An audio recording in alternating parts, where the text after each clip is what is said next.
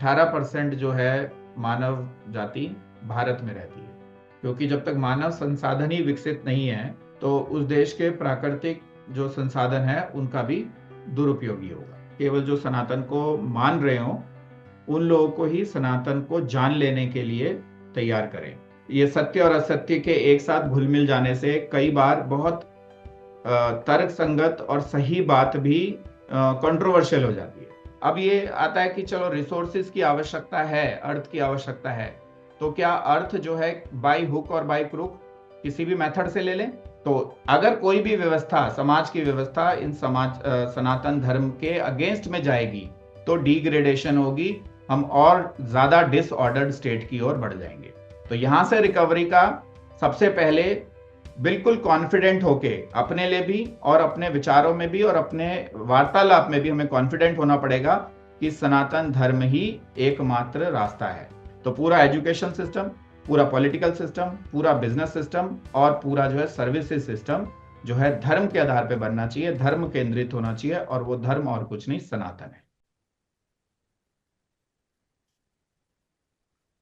सभी को नमस्कार और आप सबका स्वागत है प्रोजेक्ट युग परिवर्तन के इस इनिशिएटिव में, जिसमें हम सनातन शाश्वत सिद्धांतों के आधार पर एक राजनैतिक नैरेटिव, कथानक जो है क्रिएट कर रहे हैं, जिसके द्वारा जो एग्जिस्टिंग पॉलिटिकल पार्टीज हैं उनको एक मार्गदर्शन मिले कि किस तरीके से यूनिवर्सल प्रिंसिपल्स के बेस पे जो है राष्ट्र को चलाना चाहिए, उसके गवर्नेंस मॉडल को बनाना चाहिए।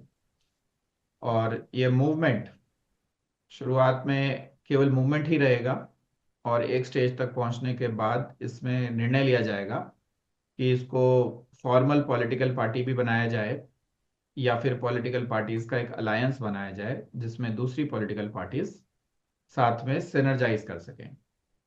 क्योंकि डेमोक्रेटिक सिस्टम में एक ये रूलिंग एंड ऑपोजिशन वाला जो एक कल्चर है, इट हैज सेवरल लिमिटेशन। इसका जो अगर मूल सिद्धांत कहें तो अच्छा ही रहा होगा, तभी इसको इतनी स्वीकृति मिली, लेकिन इसकी इम्प्लीमेंटेशन पिछले 75 सालों में उतनी अच्छी नहीं हो पाई, जिसके कारण जो टोटल डिसीजन मेकिंग है उसमें रूलिंग और अपोजिशन होने का वैल्यू ऐड कम हुआ है और नुकसान ज़्यादा हुआ है। बहुत कॉम्प्लेक्स राष्ट्र है भारत, बहुत डाइवर्स है, बहुत पॉपुलेटेड है, बहुत फाइनेंशियली रिच भी नहीं है। तो ऐसे में चैलेंजेस बहुत ज़्यादा हैं। और तो और यहाँ पे जो सिविलाइजेशनल बैकग्राउंड है, हिस्ट्री है, वो भी इतनी डाइवर्स है कि एक मत भारत को कर पाना बहुत ही कठिन है। तो फ्रेगमेंटेशन ऑफ मैंडेट जो एक तरह से भारत की जनता है वो वैचारिक भेद के कारण बटी हुई है। तो ऐसे में जो एक ऑर्गेनाइजेशन में सिनर्जी क्रिएट होनी चाहिए कि सभी लोग एक ही मिशन और विजन पे काम करें, वो यहाँ पे पूर्णतः जो है मिसिंग है। तो उसको वापस कैसे लाया जाए, उसके लिए ये एक मूवमेंट क्रिएट की गई है।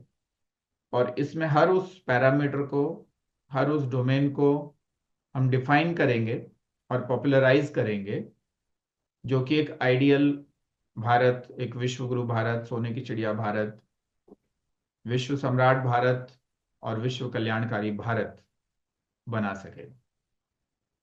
ये हमारा अधिकार भी है और उत्तरदायित्व भी है। 18% जो है मानव जाति भारत में रहती है।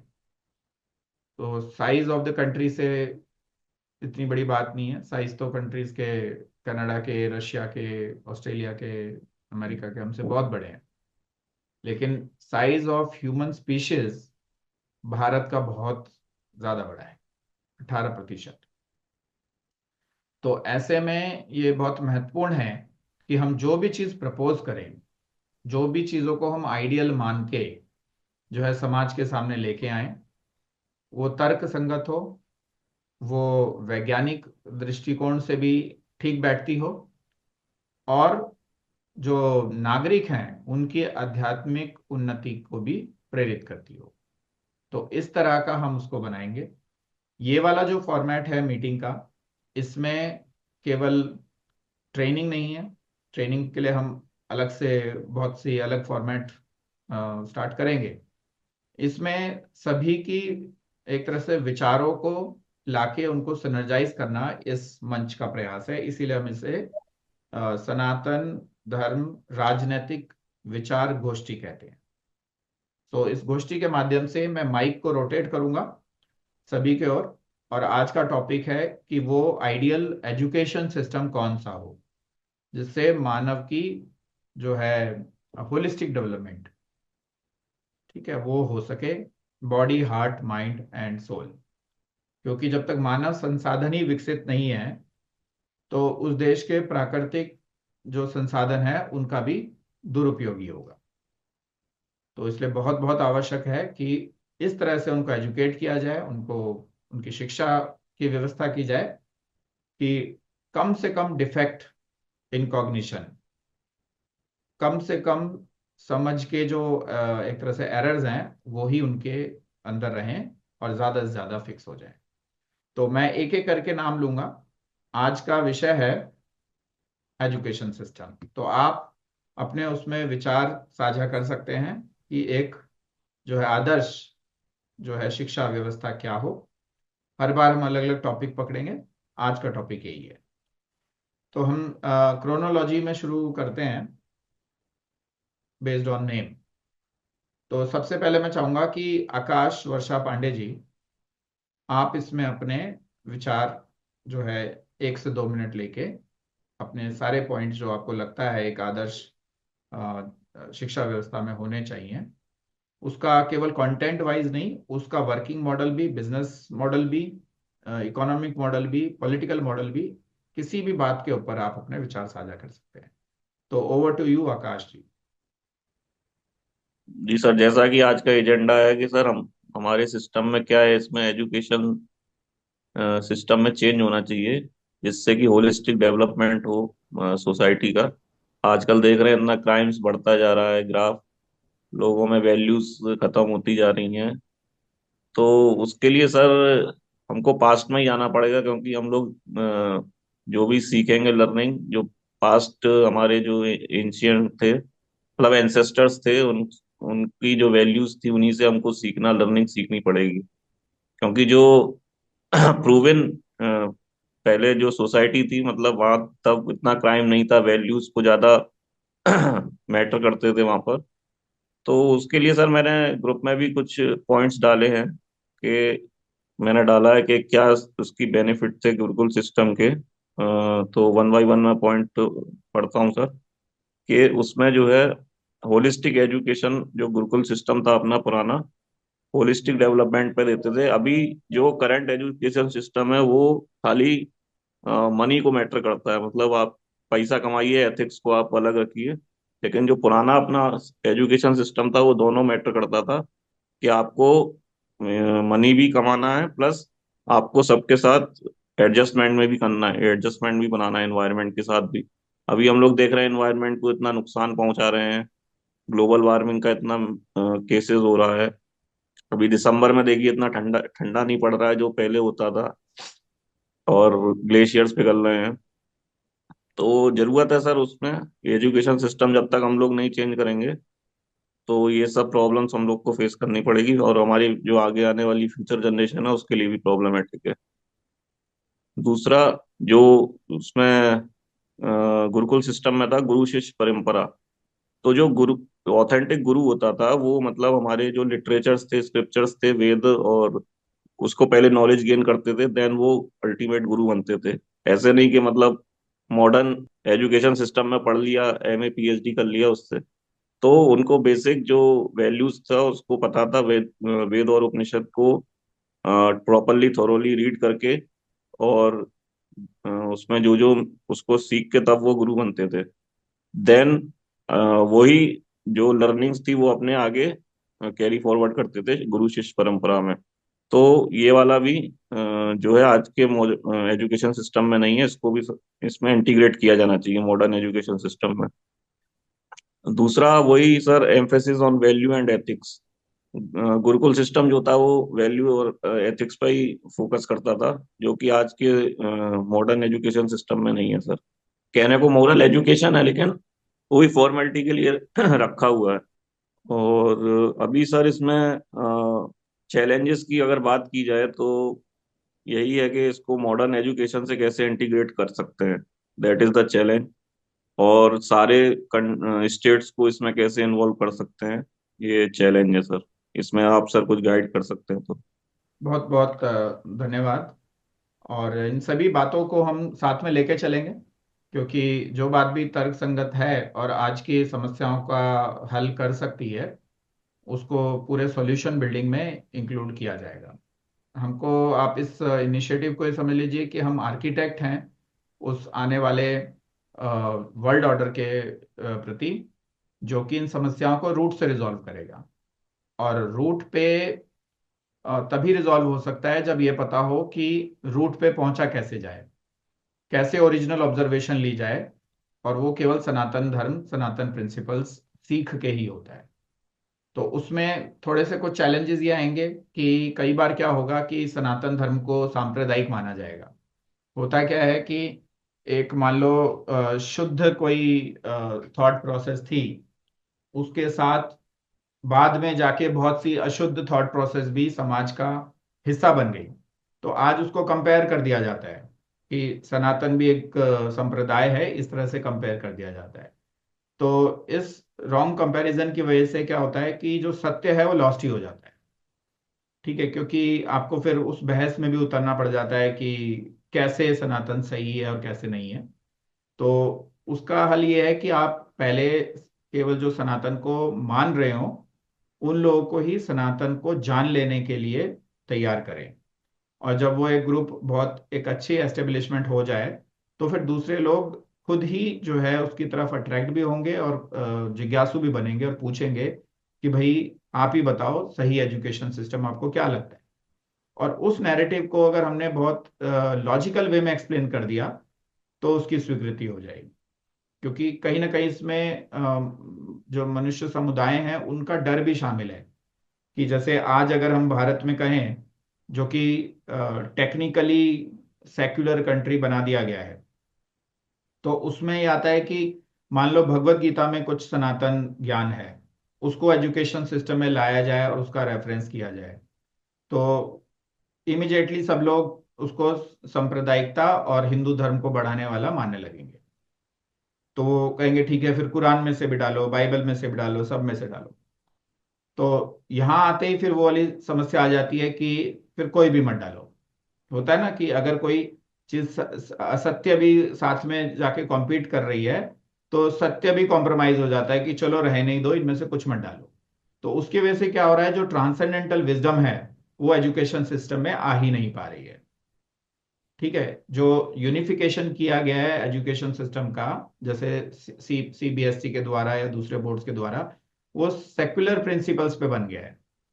और जब तक वो सेक्युलर प्रिंसिपल्स पे रहेगा, झूठ और सत्य को एक ही जो है पैरामीटर से तोला जाएगा। तो उसके लिए कुछ रास्ता ऐसा निकालना पड़ेगा कि जो सत्य को सीखना नहीं चाहते उनको मत सीखने दो, पर जो सीखने के लिए प्रेरित हैं या जिनको समझ में आ रही है कि सीखना है, उनको साथ लेके चलो। ठीक है। तो आपके जो ये पॉइंट्स आपने ग्रुप पे डाले हैं, ये सभी पॉइंट्स बहुत वैलिड हैं, और इनको हम डॉक्यूमेंट में रख लेंगे। और एक एक पॉइंट पे धीरे धीरे फोरम्स क्रिएट होंगी, जहाँ पे एक मंथन की प्रक्रिया के द्वारा कंसेंसस बिल्डिंग की जाएगी। और कंसेंसस बिल्डिंग के अनुसार जो है उसकी सामाजिक स्वीकृति हो जाएगी। इसी वजह से हम इसको पॉलिटिकल पार्टी बनाने से पहले मूवमेंट बनाना चाहते हैं। सर इसी में एक पॉइंट ऐड करना चाहूंगा, हम लोग को जैसे मॉडल एक हमको प्रोजेक्ट उस पर लेना चाहिए, और जब लोग देखेंगे उससे मतलब प्रभावित होंगे, इम्पैक्ट पड़ेगा। तो जैसे वो पीवाईपी का जो मॉडल सिटी का जो है, उसी में ये एजुकेशन का सिस्टम का एक मॉडल हमको स्टार्ट करना चाहिए। सो दैट के लोग उससे जानेंगे क्या इम्पैक्ट हो रहा है, उसका क्या रिजल्ट है, आउटपुट क्या आ रहा है। देन लोग उससे सर मे बी इफेक्ट होंगे, इम्पैक्ट पड़ेगा तो जुड़ेंगे उससे। बिल्कुल बिल्कुल, हम ऐसे ही किसी रास्ते की तरफ जा रहे हैं। और जितने भी सिटिंग उसके प्राइम मिनिस्टर्स और चीफ मिनिस्टर्स हैं, कि उनसे पहले बात की जाए कि आप अपने अपने एक एक मतलब राज्य में एक एक वाइज टाउन की परमिशन दीजिए, रिसोर्सेज दीजिए, एंड लेट अस एक्सपेरिमेंट, कि हमें एक्सपेरिमेंट करने दीजिए। हम उसको प्रूव करेंगे कि it is a workable solution without any contradiction with other faiths which are imported into India। अभी ये सत्य और असत्य के एक साथ घुल मिल जाने से कई बार बहुत तर्क संगत और सही बात भी कंट्रोवर्शियल हो जाती है। जैसे एक एग्जांपल लें, अभी एक जज ने, एक सिटिंग जज ने, हाई कोर्ट जज ने ये बात बोली, किसी कॉन्टेक्स्ट में बोली। He was participating as a speaker in Vishwa Hindu परिषद इवेंट, आई थिंक। तो वहां बोली कि the country should be run by the majority population. तो अब देखो, लॉजिकली वो बात बिल्कुल ठीक है कि when we are talk saying that this country is a democracy, and democracy is only about majority and minorities, right? तो मेजोरिटी जो कि यहाँ का नेटिव फेथ की एक तरह से केयर टेकर है, इनहेरिट करके आ रही है, उसकी बात को केवल इस बात के लिए नहीं माना जाएगा क्योंकि सेक्युलरिज्म है। तो इससे क्या होगा, सेक्युलरिज्म क्या कर रहा है कि ये क्रैब माइंडसेट क्रिएट कर रहा है कि अगर मेजोरिटी के पास एक एंशियंट विजडम की इनहेरिटेंस है, तो उसको इसलिए इंप्लीमेंट नहीं कर सकता क्योंकि धर्म को संप्रदाय मान लिया जाएगा। तो इसी कारण से फिर वो टैगिंग हो जाती है कि बीजेपी इज अ हिंदू धर्म पार्टी। तो ऐसे में कोई कोवर्ट नैरेटिव बनाने की बजाय ओपन में नैरेटिव बनाया जाए कि सनातन धर्म के बेस पे, सनातन प्रिंसिपल्स के बेस पे जो है राष्ट्र चलेगा, और उसके लिए हम एक पॉलिटिकल मूवमेंट क्रिएट कर रहे हैं। अगर उस मूवमेंट को सबका सहयोग मिल जाता है और कंसेंसस बन जाता है, तो वो एक ऑटोमेटिक उसका आउटकम होगा ये वाइज टाउन्स। तो एक सैंपल के रूप में 2 बाय 2 किलोमीटर 1000 एकड़ में अगर हमें लैंड दे देते हैं लोग एंड रिसोर्सेज दे देते हैं, तो we can show that on the ground also. लेकिन एक और चैलेंज ये आ जाता है कई बार, अपने ही जैसे आइडियोलॉजी के लोगों से भी चैलेंज आ जाता है। हमेशा ऐसा नहीं होता कि विपरीत आइडियोलॉजी से चैलेंज आएगा। ठीक है ना, एक कंपटीशन की, अनहेल्दी कंपटीशन की भावना आ जाएगी कि क्योंकि ओरिजिनल थिंकर हितेश है इस टाउन का, टाउनशिप्स का और इसका, तो फिर मेरी क्रेडिबिलिटी कहाँ जाएगी? तो ऐसे में ओरिजिनल थिंकर को साइडलाइन करके जो अभी करंट पॉलिटिकल पोजीशन पे हायर है, वो इसको एक तरह से सप्रेस करने का प्रयास कर सकता है, चाहे अनचाहे में, even with the best of his intention. तो ऐसे में बहुत जल्दी पहुंचाने के बजाय एक पॉलिटिकल मूवमेंट, एक कंसेंसस पब्लिक से आना चाहिए। वैसे तो अधिकार के हिसाब से एक भारत का नागरिक होने के नाते मेरा भी अधिकार है कि मैं प्रधानमंत्री बन सकूं। अगर प्रधानमंत्री उस चीज को नहीं कर पा रहा है जिस चीज की ग्राउंड पे आवश्यकता है, जो समस्या को रूट से सॉल्व करेगी, तो फिर किसी दूसरे को प्रधानमंत्री बनना चाहिए, किसी दूसरी टीम को देश का कंट्रोल अपने हाथ में लेना चाहिए। ये राजा और गुलाम वाली तो सिचुएशन नहीं है ना। तो ऐसे में हमें उस नैरेटिव को बड़ा करना पड़ेगा, कि नैरेटिव इतना बड़ा हो जाए कि जो भी उस नैरेटिव को एक तरह से स्वीकार करता हो, वो व्यक्ति या वो समूह जो है उसको लीड करे। तो बहुत सोच समझ के उसमें कदम रखे जाएंगे, और कंसेंसस बिल्डिंग बहुत आवश्यक है। इसीलिए रिसेंटली हमने पॉलिटिकल मूवमेंट का ये फोरम क्रिएट किया। अभी तक के जितनी मूवमेंट, जितने भी फोरम्स हैं पीवाईपी में, वो नॉन पॉलिटिकल है। ठीक है, बट एक मैं पॉलिटिकल पार्टी में एक एडवाइजर बना था, तो वहां पे उसका नाम कुछ इस तरह से था कि भारत को एक तरह से पुनर्निर्माण उसका किया जाए। तो वहां से विचार आया कि फिर तो जब पुनर्निर्माण कर ही रहे हैं, तो उसको पूरा वहां से करें जहां से विघटन शुरू हुआ। अब मैं चलता हूं कपिल जी के पास। Kapil ji, would you like to contribute? हाँ जी, धन्यवाद। आई थिंक विचार बहुत अच्छा है और इसको पूरी तरह से प्रोत्साहित करना चाहिए।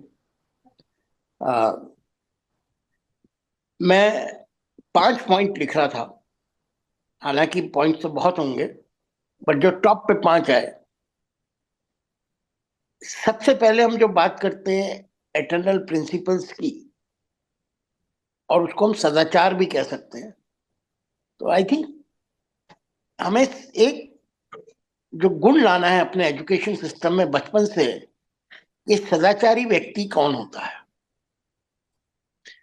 दूसरा, जो मैंने महसूस किया प्रैक्टिकली, कि हमारे यहाँ विचार करने की शक्ति बड़ी क्षीण हो गई है जो एजुकेशन सिस्टम में है। और उसका तात्पर्य शायद किसी समय में यही था कि लोग फॉलो करें बट इंडिपेंडेंट विचार मंथन नहीं करें। तो हमें एजुकेशन सिस्टम में, और ये सब इंटीग्रेट हो सकता है, शुरुआत में इंटीग्रेट हो सकता है कि भाई हमें विचार शक्ति लानी है हर एक में, ताकि वो अपने विचार से चलें। आज जो विघटन हो रहा है, फ्रेगमेंटेशन हो रहा है, उसका मेजर कारण ये है कि लोग अपना अप्लाई नहीं करते, जो सुना बस उस पर चल पड़ते। तो ऐसा सोचना है कि हर कोई अगर अपने विचार से चलेगा तो विघटन कम होगा, क्योंकि लॉजिकल थिंकिंग आएगी। तीसरा, जैसे आपने कहा कि कहीं से शुरू हुए और कहीं पे पहुंच गए, क्या वो हमारे खुद के एंशिएंट विजडम हो। मैंने एक चीज के पीछे पढ़ा, मैंने कहा अर्थ क्या है। जब मैं चार पुरुषार्थों के बारे में सोच रहा था तो मैं कहा अर्थ क्या है।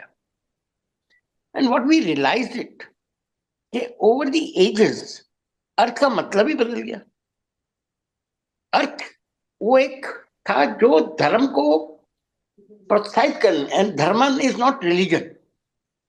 तो वो जो छोटी छोटी चीजें हैं कि धर्म is about doing the right thing the right way, the right methodology. धर्म कभी भी रिलीजन नहीं था, अगर हम, जहां तक मैं समझ रहा हूं।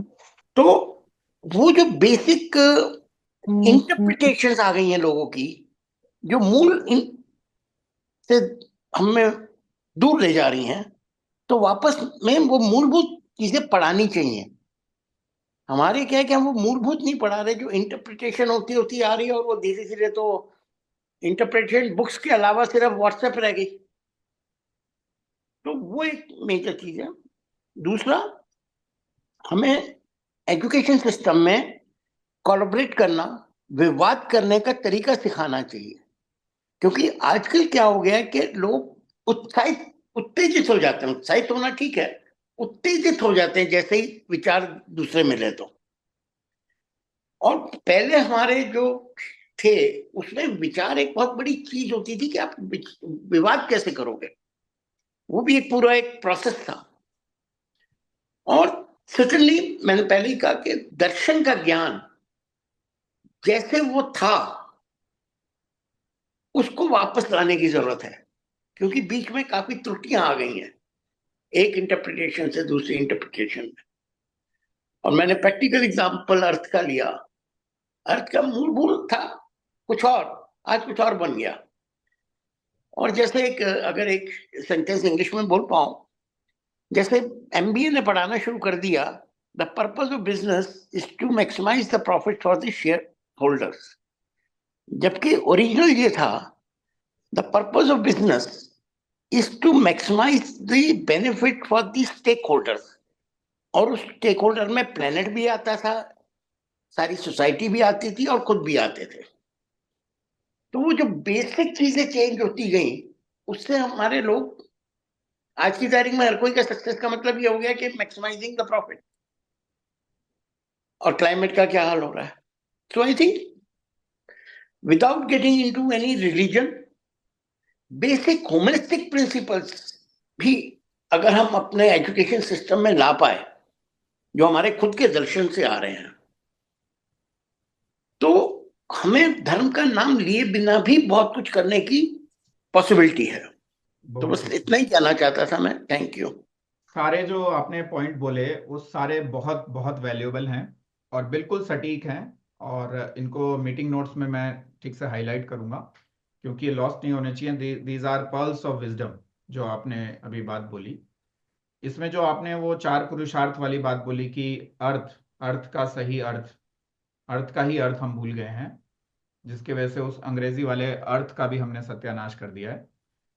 तो उसमें सिंपल सा था वो कि ये चारों पुरुषार्थ मानव जीवन में आवश्यक हैं, धर्म अर्थ काम मोक्ष। और क्यों आवश्यक हैं? क्योंकि मनुष्य की 4 डायमेंशन है, शरीर है, मन है, बुद्धि है और आत्मा है। जो उसमें काम है, कामनाओं की पूर्तियां हैं, वो शरीर से संबंध रखती हैं कि शरीर को अर्थ से या धर्म से या जो है मोक्ष से कुछ लेना देना नहीं है, क्योंकि शरीर तो वैसे ही नश्वर है, वो मोक्ष के बारे में सोच भी नहीं सकता। ठीक है, तो शरीर को चाहिए अपनी कामनाओं की पूर्ति। अब शरीर को अपना कंट्रोल उसका नहीं होता, क्योंकि वो पार्थिव है, वो नश्वर है। तो उसका जो कंट्रोल होता है, जो शरीर को जीवित रखता है, वो है मन। मन एक तरह से हमारे इस पूरे ह्यूमन मशीन का रिसोर्स मैनेजर है, कि वो इन पंच तत्वों की पूर्ति शरीर को हर रोज करे, हर समय करे। पृथ्वी, जल, अग्नि, वायु, आकाश हर समय निरंतर आता रहे शरीर में, कुछ समय ठहरता रहे और फिर चला जाए। जिसको साइंस भी कहता है कि सेल्स जो हैं हमारी हर रोज रिफ्रेश हो जाती हैं, करोड़ों सेल्स हर रोज रिफ्रेश हो जाती हैं। वो इसीलिए होती हैं क्योंकि बाहर से हमें अपने शरीर के बाहर से पंच तत्वों का भोजन करना पड़ता है, और उसको कुछ समय वो स्थायी रहता है हमारे शरीर के अंदर, उसके बाद वो निकल भी जाता है।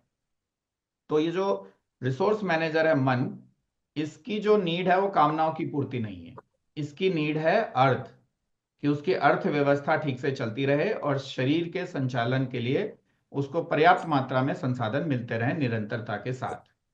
तो अर्थ का सही अर्थ ये है। ठीक है, अब उसको सस्टेनेंस के लिए कह लीजिए या सस्टेनेबल कह लीजिए। अगर उसको रिसोर्सेज नहीं देंगे, जैसे किसी मैनेजर को आप रिसोर्सेज नहीं दोगे तो वो वर्कर से काम नहीं करा पाएगा। इसी तरह से मन को अगर रिसोर्सेज नहीं मिलेंगे तो वो शरीर को धारण नहीं कर पाएगा। उसका काम है शरीर का धारण करना। अब ये आता है कि चलो रिसोर्सेज की आवश्यकता है, अर्थ की आवश्यकता है, तो क्या अर्थ जो है बाय हुक और बाय क्रुक किसी भी मेथड से ले लें? तो वहां पे वो विजडम निकल के आती है, नहीं, मन के ऊपर बुद्धि का अंकुश होना आवश्यक है। और बुद्धि की आवश्यकता ना तो कामनाओं की पूर्ति है और ना ही जो है अर्थ की पूर्ति है। बुद्धि की आवश्यकता है धर्म। और वहां धर्म का जो मीनिंग उसमें आता है वो ये है कि ability to decide what is right and what is not right based on eternal principles, ये धर्म है। ठीक है, हर एक तत्व का धर्म है। पृथ्वी जो हमारे अंदर है उसका एक धर्म है, उसकी एक रिस्पॉन्सिबिलिटी है, अकाउंटेबिलिटी है, प्रॉपर्टीज हैं, फंक्शंस हैं। ऐसे ही जल का है, फिर अग्नि का है, फिर वायु का है, फिर आकाश का है, फिर अहंकार का है, फिर मन का है, बुद्धि का है। इन सबके अपने अपने धर्म है। और मानव धर्म क्या है? इन सब तत्वों को जान के, इनका तत्व ज्ञान प्राप्त करके, इन सब की जो कलेक्टिव फोर्स बनती है उस उसके अनुसार क्या सही है क्या गलत है उसका निर्णय लेना। ये संप्रदाय तो, जैसे आपने भी बोली बात, संप्रदाय और धर्म अलग है। मैं कह रहा हूं अलग नहीं है, ये कंपेरेबल ही नहीं है। आप कहाँ जो है कंकड़ पत्थर को जो है एक हीरे से कंपेयर कर सकते हो? संप्रदाय तो बहुत छोटी सी चीज है, वो तो मानव बना लेता है क्योंकि एक कम्युनिटी गाइडलाइंस की आवश्यकता होती है। पर धर्म जो है वो तत्व ज्ञान, ब्रह्म ज्ञान और आत्मज्ञान के बिना समझ में नहीं आ सकता। तो इसलिए अर्थ के कामनाओं की पूर्ति के ऊपर अर्थ का अंकुश, अर्थ के ऊपर धर्म का अंकुश। तो अब ये समझ में आई बात? ठीक है, फिर तो इन तीनों से ही काम हो गया, शरीर, मन और बुद्धि। तो फिर आत्मा की क्या जरूरत है? Why to bring even soul and supreme soul into any discussion? तो उसमें ये उत्तर है उसका कि ये तीनों जो हैं, शरीर, मन और बुद्धि, ये स्पेस टाइम के अंदर घटने वाली घटनाएं हैं। They are the events taking place in space time continuum. तो ये परिवर्तन के नियम के अनुसार चलती हैं कि इनको परिवर्तित होना ही है। शरीर परिवर्तित होगा, मन भी बार बार बदलेगा, बुद्धि भी बदलेगी।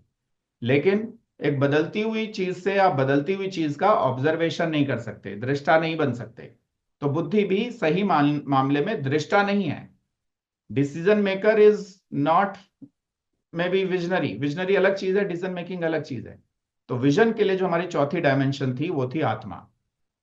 उस आत्मा को ना तो कामनाओं की पूर्ति की आवश्यकता है, ना ही उसको अर्थ चाहिए और ना ही उसको धर्म चाहिए, उसको मोक्ष चाहिए। मोक्ष क्यों चाहिए? कि the only reason why Atma is there in this human machine is to observe outside the space and time. The observation point of Atma should be outside the space and time continuum, वरना उसके बिना वो कर नहीं पाएगी। इसीलिए उसको आध्यात्मिक ज्ञान चाहिए, इसलिए उसको ट्रांसेंडेंटल विजडम चाहिए, इसीलिए उसको सनातन धर्म चाहिए। सनातन धर्म जब तक आत्मा के पास नहीं होगा, उसका अध्यात्म पूरा नहीं हुआ। तो अगर कोई भी व्यवस्था, समाज की व्यवस्था इन सनातन धर्म के अगेंस्ट में जाएगी तो डिग्रेडेशन होगी, हम और ज्यादा डिसऑर्डर्ड स्टेट की ओर बढ़ जाएंगे। और वही ये हुआ है, इसलिए आज के समाज को हम कलयुग का समाज कहते हैं। तो यहां से रिकवरी का सबसे पहले बिल्कुल कॉन्फिडेंट होके, अपने लिए भी और अपने विचारों में भी और अपने वार्तालाप में भी हमें कॉन्फिडेंट होना पड़ेगा कि सनातन धर्म ही एकमात्र रास्ता है। अब इसमें जैसे आपने एक और पॉइंट रेज किया था कपिल जी, कि उसको हम किसी रिलीजन का नाम लिए बिना भी कर सकते हैं। तो इसमें मेरी राय यह है कि किसी चीज को हमें इतना नहीं छुपाना चाहिए कि वो चीज डिसअपियर ही हो जाए। हिंदू मत शब्द यूज कीजिए कभी भी डिस्कशन में। हिंदू, क्रिश्चियन, मुसलमान ये सब संप्रदाय हैं, हिंदू भी संप्रदाय है, लेकिन सनातन धर्म संप्रदाय नहीं है, वो धर्म है। तो धर्म का हम नाम बदलने का जोखिम नहीं उठा सकते, कंफ्यूज हो जाएगी मैंडेट। तो क्रिस्टल क्लियर सनातन धर्म को हमें जो है लेके चलना है। इसीलिए हमने इस फोरम का नाम भी ह्यूमनिस्टिक फोरम वगैरह नहीं रखा। ह्यूमनिस्टिक वगैरह के नाम से भी it is an over use word, oversold word, कि मानव धर्म, ह्यूमनिस्टिक, ये सब। ह्यूमनिस्टिक को डिफाइन कैसे करोगे? किन किन प्रिंसिपल के अनुसार हम बोलेंगे कि ये मानवता है? तो वो सनातन धर्म के अनुसार ही बोलेंगे। तो उस रूट को अगर जब तक हम नहीं पकड़ेंगे तो रूट पे रिजॉल्व नहीं होगा। तो पूरा एजुकेशन सिस्टम, पूरा पॉलिटिकल सिस्टम, पूरा बिजनेस सिस्टम और पूरा जो है सर्विसेज सिस्टम जो है धर्म के आधार पे बनना चाहिए, धर्म केंद्रित होना चाहिए। और वो धर्म और कुछ नहीं, सनातन है। सबको साथ लेके चलने के प्रयास में जो स्ट्रेटेजी होनी चाहिए वो ऑल एट वंस जो है एक प्लिथोरा ऑफ आइडियोलॉजीज को साथ लेके चल के नहीं हो सकती। तो जैसे आपने बोला कि हिंदू धर्म में ही सनातन को फॉलो करने वाले लोगों को ही नहीं पता सनातन धर्म क्या है। तो इसलिए बहुत आवश्यक है कि पहले उन लोगों को सनातन बताया जाए जो अपने आप को सनातन का रिप्रेजेंटेटिव समझते हैं। अगर उनको ही नहीं पता तो इसका मतलब है हमने अपने पास ही वो लोग एक्यूमुलेट कर रखे हैं जो सनातन के बारे में स्पोक्स पर्सन बन जाएंगे विदाउट अपॉइंटमेंट, और जो मर्जी भी बोलेंगे और सनातन को भी बदनाम कर देंगे। तो पहले तो लोगों को सनातन धर्म क्या है वो ठीक से उनको समझाओ, जो उसको एक्सेप्ट करते हो, मानते हो। तो इसलिए इस पर्टिकुलर फोरम में हम ऐसे किसी भी व्यक्ति को नहीं आने देंगे जिसको एटलीस्ट मानने के लेवल पे सनातन धर्म से ही प्रॉब्लम है। ठीक है, उसके लिए हमारे पास डिबेट के और डिस्कशन के दूसरे फॉर्मेट्स हैं, और उन फॉर्मेट्स में उन सबका स्वागत है। पीवाईपी के सारे जो फॉर्मेट्स हैं वो एक तरह से ओपन टू ऑल हैं, लेकिन ये particular forum is only specific to people who accept Sanatan to some extent. ठीक है, उनको चाहे अभी समझ नहीं आई हो सनातन की, वो over a period of time like minded लोगों के साथ अगर वो रहेंगे तो सीख जाएंगे। बट डेफिनेटली यहाँ पे एक्सट्रीम राइटिस्ट और एक्सट्रीम लेफ्टिस्ट के लिए कोई जगह नहीं।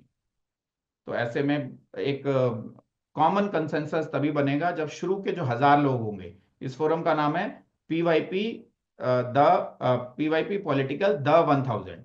तो जो द 1000 पीपल हैं ये सब एकात्मता से आपस में बंधे हुए हों और एक ही जैसे विचार रखते हो, तभी इसके सही रिप्रेजेंटेटिव बन पाएंगे। So बहुत बहुत धन्यवाद Kapil ji. I will note all your points and I will publish like a script of all the meetings which are done so far, जिससे कि वो एक बुक के रूप में डेवलप होती रहे कि कैसे कैसे रास्ते से होते हुए हम उस नैरेटिव तक पहुंचे जिसको हम मास रोल आउट के ऊपर लेके जाने वाले। तो बहुत बहुत धन्यवाद।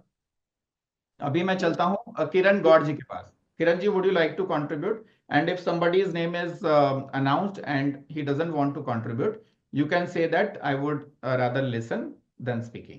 Just because mic is coming to you on round robin basis, you don't need to speak. If you have something really valuable to contribute, then only speak. Yes, Kiran ji. हाँ सर। सर मैं चाहता हूँ कि ये पूरे temples जो भी India में हैं इसको स्कोर्स में बदल दिया जाए।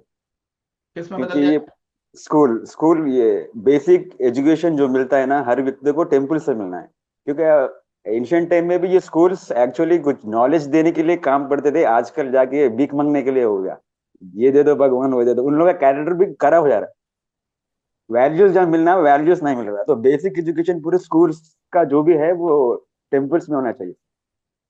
तो वातावरण भी रहता है, एटमॉस्फेयर एम्बियंस जो नॉलेज के लिए जरूरी है वो टेम्पल्स में मिलेगा, हमारे पुराने मंदिरों में जब गएंगे जब मालूम होगा हमें भी।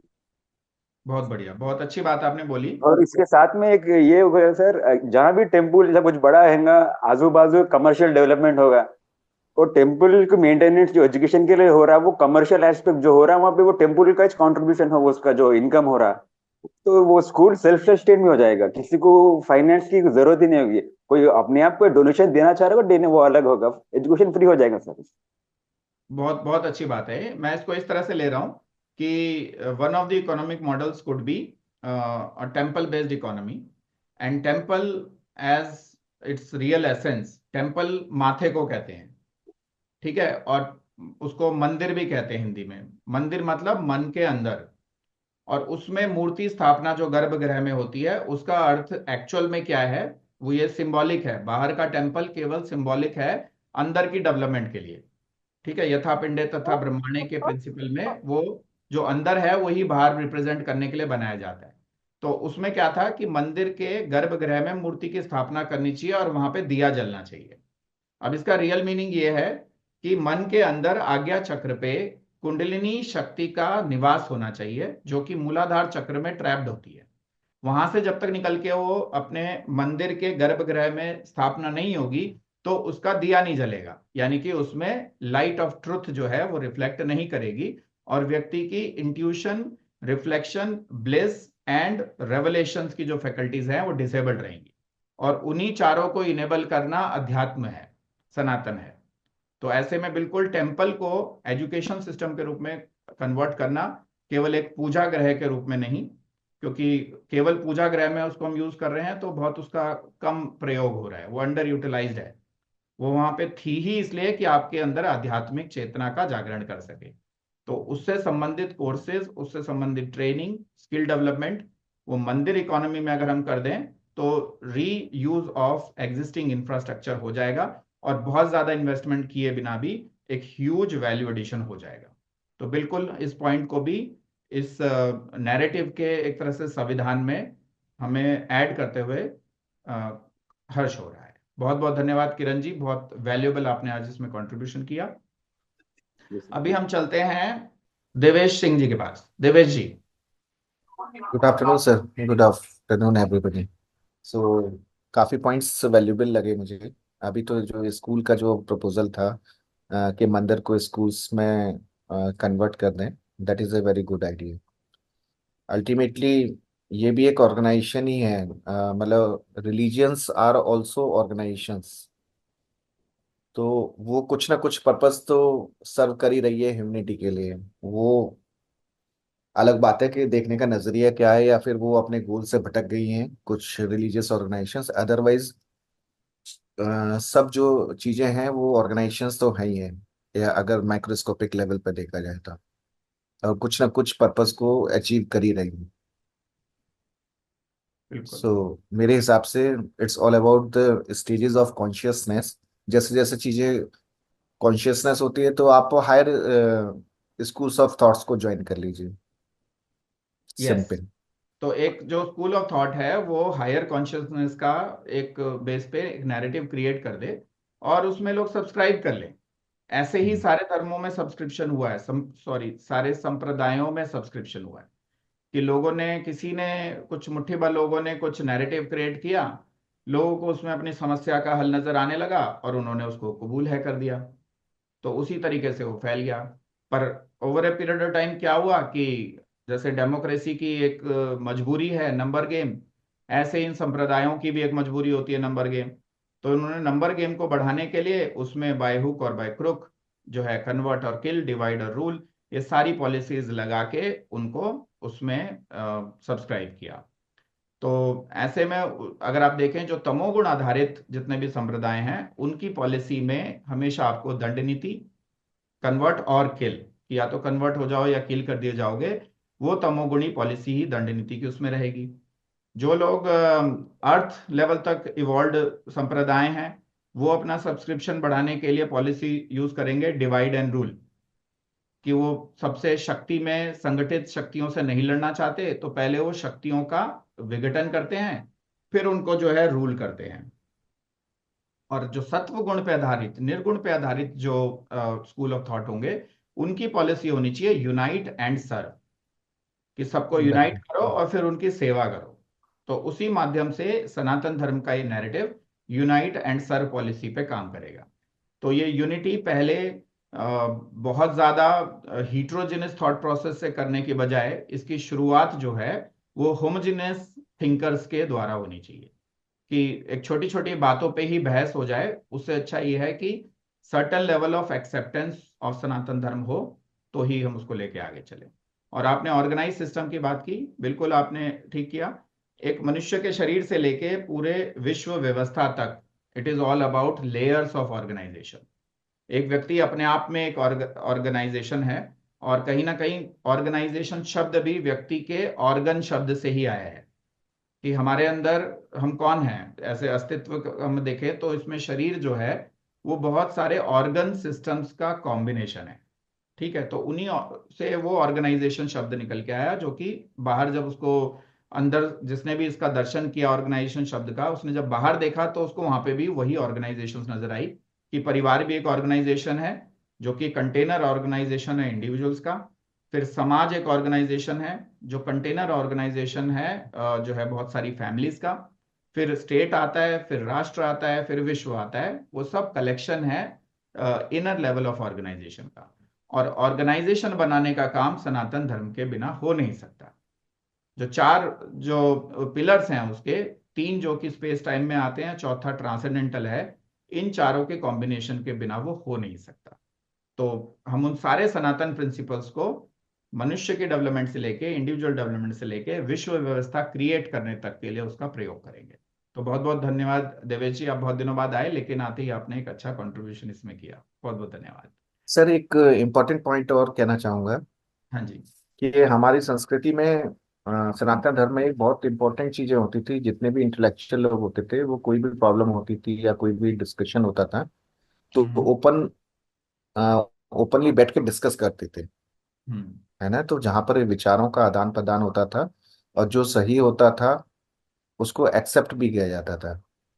But most of the cases में हमने ये देखा है कि आज पीपल जो आज की तारीख में लोग एक्सेप्ट नहीं करते हैं चीज़ों को। तो वो ओपन डायलॉग और डिस्कशन होना बहुत जरूरी है किसी भी उस चीज में। सपोज करिए कि किसी भी ऑर्गेनाइजेशन में कोई चीजें हैं, जैसे कि इसी कंसेप्ट को ले लीजिए कि whosoever follows my principles, है ना, वो देवता हो गया और बाद बाकी सब लोग दूसरे नजरियों से देखने लगे, तो उनको किल देम करो, काफिर करो। काफिर है तो उनको कर। मगर इसके पीछे इंटेंट देखेंगे कि तो वो उसकी बुराइयों को लेके है, बट लोगों ने उसको फॉलो कर लिया कि आप उन ह्यूमन बींग्स को ही किल कर दो। So this topic needs to be discussion openly कि भाई आप बुराइयां खत्म करिए, इंसानों को बचा लीजिए एटलीस्ट। तो वो जब तक हम कंस्ट्रक्टिव डायलॉग नहीं करेंगे या वो कल्चर डेवलप नहीं करेंगे, तब तक वो कॉन्शियसनेस ऊपर हो नहीं पाएगी। बिल्कुल आपने ठीक बोला। देखिए, समस्या के समाधान के भी यही चार फैकल्टी हैं: शरीर, मन, बुद्धि और आत्मा। आत्मा लेवल पे जब इन कॉन्फ्लिक्ट्स को रिजॉल्व करने का प्रयास किया जाता है, तो दर्शन से दर्शन का शास्त्रार्थ होना चाहिए। ठीक है, दर्शन से दर्शन का अगर शास्त्रार्थ होके कुछ अच्छी चीज सामने आती है, तो वो एक स्ट्रीट फाइट या ब्लड बात को रोक लेती है, कि आपने जो समस्या को प्रोएक्टिवली दर्शन के लेवल पे ही हैंडल कर लिया, आत्मा के लेवल पे हैंडल कर लिया। मान लो आप आत्मा के लेवल पे हैंडल नहीं कर पाए, तो नेक्स्ट फैकल्टी जो आती है वो आती है डिसीजन मेकिंग, बुद्धि की। और बुद्धि जो है दर्शन नहीं करती, बुद्धि तो डिस्कशन डिबेट करती है कि राइट आंसर और रॉन्ग आंसर क्या है। तो वहां पे अपने अपने दर्शन के आधार पे वो डिबेट होगा। पर अगर वो डिबेट एक हाई कॉन्शियस इन्वायरमेंट में, तर्क संगत वातावरण में की जा रही है, तो सबको अपनी अपनी इमेज का एटलीस्ट ये ख्याल रहेगा कि बिल्कुल एब्सर्ड बातें ना बोलें, लॉजिकल बातें बोलें। तो अगर बुद्धि के लेवल पे भी वो कॉन्फ्लिक्ट रिजॉल्व कर दी गई, तो भी वो थोड़ी सी ज्यादा कॉस्टली है, पर फिर भी बाकी दोनों जो बचे हैं उनसे कम कॉस्टली है। फिर जब बुद्धि पे हैंडल नहीं हो पाती तो वो अर्थ पे आ जाती है, मतलब धर्म पे नहीं हुई, मोक्ष पे नहीं हुई, तो अर्थ पे आएगी। तो जब अर्थ पे आएगी तो फिर वो एक दूसरे को खरीदने के विचारधारा शुरू होंगी कि खरीद के अपनी तरफ कर लो, खरीद के अपना वाला काम करा लो। तो वहां से पैदा होता है भ्रष्टाचार, कि सारे मैंडेट्स खरीदे जा सकते हैं। एक कहावत ये भी है कि हर व्यक्ति का मूल्य होता है, किसी का कम किसी का ज्यादा, बिकता सबको ही है। तो ऐसे में जो है ये ये बिजनेसमैन का पर्सपेक्टिव है सर। हाँ, बिजनेसमैन का पर्सपेक्टिव है ना, पर सपोज इसके कई वो सत्यता हो सकती है इसमें, 90% 95% कि लोगों को खरीदा जा सकता है। तो खरीद के नैरेटिव्स क्रिएट करने का आज का प्रचलन आप देख ही रहे हो, कि चारों तरफ जो नैरेटिव्स बिल्डअप होते हैं वो फंडिंग के बेस पे होते हैं, कि किसकी फंडिंग आ रही है। किसी को पॉलिटिकल पार्टी खोलनी है तो उसको मालूम है बिना फंडिंग के आगे नहीं बढ़ेगा। फंडिंग जो है, मान लो उसको अच्छी विचारधारा वाले लोग नहीं दे पा रहे हैं, तो वो अगर उसको पॉलिटिक्स ज्यादा प्रिय है सत्य से, तो फिर वो उस फंडिंग को ले लेगा जो गलत नैरेटिव को भी क्रिएट करने की मदद करेगी। और ऐसा है, तभी इतने विरोधाभासी पॉलिटिकल नैरेटिव्स इस समय समाज में हैं। तो अर्थ लेवल पे फिर वो और ज्यादा व्यभिचारी और बहुत ज्यादा करप्ट हो जाती है। और अगर अर्थ लेवल पे भी सॉल्व ना हो पाए, अगर कोई व्यक्ति आपकी बात ना दर्शन से मान रहा है, ना बुद्धि बल से मान रहा है, ना आपके अर्थ बल से मान रहा है, तो फिर वो स्ट्रीट फाइट में कन्वर्ट होती है, और कन्वर्ट और किल ही एकमात्र ऑप्शन रह जाता है। तो जिन लोगों की बुद्धि इतनी भी डेवलप नहीं है कि वो ऊपर के तीन को कुछ समय के लिए भी प्रयोग कर सकें, वो बहुत जल्दी चौथे वाले पे पहुंच जाते हैं। और इतिहास इसका गवाह है, पिछले 1000-2000 साल का इतिहास, कि मेरी बात नहीं मानोगे तो मैं मार दूंगा वाला बहुत गहरा इतिहास पूरे विश्वव्यापी आपको मिल जाएगा। ठीक है, चाहे यूरोप हो, चाहे अमेरिकन हो, चाहे इंडिया हो, चाहे अदर ईस्टर्न रीजन्स हो, वहां पे यही है कि या तो मेरी बात मान लो, वरना मैं किल कर दूंगा। ठीक है, तो सनातन क्या करता है, ये दर्शन पे लेके आता है। तो एजुकेशन सिस्टम में जो आपने बोला, एक हेल्दी शास्त्रार्थ का एक प्रोसेस होना चाहिए, क्योंकि तर्क संगतता जो सीखी जाती है वो वाद विवाद, डिस्कशन, डिबेट्स, शास्त्रार्थ इन्हीं से सीखी जाती है। वो किताब से पढ़ के आप नहीं सीख सकते। तो उसकी प्रैक्टिस अगर एजुकेशन सिस्टम में कराई ही नहीं जा रही है, तो फिर व्यक्ति सीखेगा कैसे। तो इसका अर्थ ये है कि या तो एजुकेशन सिस्टम बनाने वाले नालायक लोग हैं, उनको समझ ही नहीं है कि मनुष्य की बुद्धि को कैसे डेवलप किया जाता है, या फिर उनका खुद का वेस्टेड इंटरेस्ट है कि इंटेंट ही ऐसी है कि लोग ना सीखें तो ही अच्छा है। और डेमोक्रेसी में के बहुत सारे जो फ्लॉज हैं, उसमें से एक फ्लॉ ये भी है कि लोगों की बौद्धिक स्तर को ना बढ़ने दोगे तो ही वो अच्छा वोट बैंक बनेंगे। तो जब ये प्रिंसिपल एक पॉलिटिशियन सीख जाता है तो बौद्धिक स्तर क्यों बढ़ने देगा लोग। ठीक है, तो बहुत सी ऐसी चीजें हैं, इस पे हम और आगे भी चर्चा करेंगे। बहुत बहुत धन्यवाद। अभी कपिल जी ने हैंड रेज किया है, कपिल जी आप अपनी बात बोलिए। तो नहीं, अभी मैं ये कह रहा था हाँ जी। कि दिवेश जी ने जो बात कही उसमें काफी सही बात कही उन्होंने, और आपने भी उसके बाद ऐड किया कि बौद्धिक स्तर उठाना जरूरी है। और उसमें एक चीज जो बड़ी इंपॉर्टेंट है, जो मैंने भी पहले कही और इन्होंने भी कही और आपने भी कही, कि जो बेसिक आजकल लोग पढ़ रहे हैं वो इंटरप्रिटेशन ही गलत है। मैं किसी भी धर्म की बात नहीं कर रहा हूं यहाँ पे, बट बेसिक इंटरप्रिटेशन गलत है। तो वो मूल पे जाना दर्शन पे जरूरी है। बिल्कुल ठीक। तो उसमें मैं पार्शली इस बात से सहमत हूं कि इंटरप्रिटेशन करने के लिए, किसी भी शास्त्र का इंटरप्रिटेशन करने के लिए, अगर ट्रांसेंडेंटल कॉन्शियसनेस पे पहुंचा हुआ व्यक्ति नहीं कर रहा है, दूसरे लोग कर रहे हैं, तो उसका सही इंटरप्रिटेशन कर नहीं पाएगा। तो इसीलिए जो है इनइफेक्टिव मेंटरशिप के द्वारा वो एरर्स मल्टीप्लाई हो जाते हैं और एक्सपोनेंशियल इफेक्ट तक भी पहुंच जाते हैं। लेकिन कुछ चीजें ऐसी हैं जो केवल व्यवहारिक रखने के लिए बोली जाती हैं, तर्क संगत नहीं होती। जैसे एक चीज ये बोली जाती है कि सब धर्म एक समान है, ये तर्क से बिल्कुल दूर है। मन को लुभाने के लिए और लोगों के मनोबल को बढ़ाने के लिए हो सकता है इसमें कुछ मेरिट हो, बट प्रैक्टिकली अगर इसको लॉजिकली देखा जाए तो इसमें ये सत्य नहीं है। तो यदि मान लो किसी शास्त्र में धर्म युद्ध एक शब्द आया है, तो वो धर्म के लेवल पे है कि राइट एंड रॉन्ग के लेवल पे है। और अगर जिहाद शब्द आया है जिसमें काफिर उसको माना गया है जो एक पर्टिकुलर फेथ को ना माने, तो फिर वो उसको आप धर्म युद्ध से, जिहाद को धर्म युद्ध से मीनिंग में कंपेयर नहीं कर सकते। वो साउंडिंग सिमिलर है, वो भी इंटरप्रिटेशन में ये कह सकते हैं कि जिहाद का अर्थ धर्म युद्ध है, कि हमने अगर जिहाद कहा तो आप भी तो भगवत गीता में धर्म युद्ध की बात की जा रही है। तो वो दो, जैसे मन और माइंड एक चीज नहीं है, धर्म और संप्रदाय एक चीज नहीं है, उसी तरीके से जो है, मतलब धर्म और रिलीजन एक चीज नहीं है, उसी तरीके से धर्म युद्ध और जिहाद एक चीज नहीं है। उसमें बिल्कुल क्रिस्टल क्लियर है, विदाउट एनी डबल मीनिंग, कि कौन से ऐसे लोग हैं जो ईमान लाने वाले हैं, कौन से मुशरिक हैं, कौन से जिहादी वो हैं, क्या नाम है, काफिर हैं, और हर किसी के साथ उनमें से ट्रीटमेंट कैसे करनी है। तो अगर उसका उसका भी मैं कहता हूँ, वो भी अगर ट्रांसेंडेंटल अवेयरनेस से लिखी गई है और समाज के उत्थान के लिए ही इस तरह के स्क्रिप्चर्स लिखे गए हैं, तो उनको जो एक्सप्लेन करने वाले लोग हैं, ये उनका कर्तव्य बनता है कि उसको आज के कॉन्टेक्स्ट में इस तरह से एक्सप्लेन करें कि एक पॉजिटिव मैसेज, एक अच्छा मैसेज लोगों के पास जाए। जैसे भगवत गीता की अगर हम बात करें, context of Bhagavad Gita also is war. वहां पे भी युद्ध सिखाया जा रहा है, वहां पे कोई शांति नहीं सिखाई जा रही है। लेकिन क्या आपको ऐसा लगा कि भगवत गीता को लेके किसी ने धर्म युद्ध छेड़ दिया हो? तभी छेड़ा है जब सेल्फ डिफेंस में, या ऐसा लगा है कि हम पे अटैक हो रहा है। उसके अलावा कहाँ किसी ऐसे मिशन पे हैं कि हम सबको तलवार के बल पे जो है सनातनी बना देंगे? तो ऐसा कभी नहीं हुआ। तो जब हम दो चीजों की कंपैरिजन करें, तो उसमें ये भी ध्यान रखें कि कई बार sounding similar things may be very different in essence. तो इस पे भी, इसको भी हम यहाँ पे पार करेंगे, क्योंकि ये सब सारे जो टॉपिक हम डिस्कस कर रहे हैं, इनका बहुत इलाबरेट डिस्कशन होगा। अभी तो हम एक तरह से स्कोप ऑफ वर्क बना रहे हैं कि हमें डिस्कशन किस किस टॉपिक पे करना है।